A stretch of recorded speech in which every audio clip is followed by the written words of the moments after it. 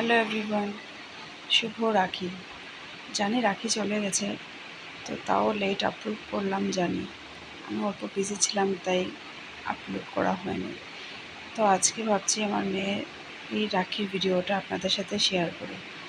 আমরা গেছিলাম ডিব্রুগড়, তো সেখানে আমার ননাসের ছেলেকে, সবার বড় ও, তো বর্দাভাই বলে ডাকেও, ওকে প্রথম ও রাখি পরালো।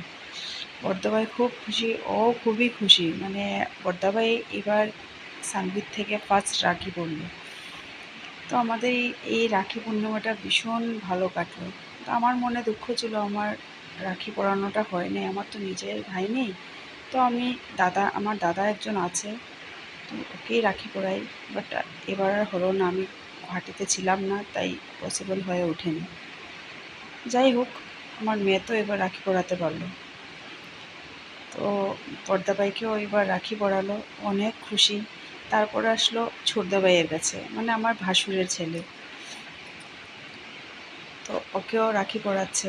দেখেন চুপচাপ ও রাখি পরছে, যা যা ওকে ওর পিপি শিখিয়ে দিচ্ছে ওরকম করেই ও রাখিটা পরিয়ে দিল, তিলক কাটলো, সব কিছুই করলো। তো ওরও অনেক খুশি লেগেছে যে এবার ছোটদাভাই বড়দাভাইকেও রাখি পরিয়েছে। তো ভিডিওটি আপনাদের কেমন লেগেছে, আপনাদের রাখি পূর্ণিমা কেমন কাটলো, অবশ্যই কমেন্ট করে জানাবেন। আমাদের তো খুবই ভালো কেটেছে, আমার মেয়ের ভালো কেটেছে। তো ভিডিওটি ভালো লাগলে একটা লাইক, শেয়ার, কমেন্ট করবেন, আর ফলো করতে, সাবস্ক্রাইব করতে ভুলবেন না। বাই। ভালো থাকবেন, সুস্থ থাকবেন।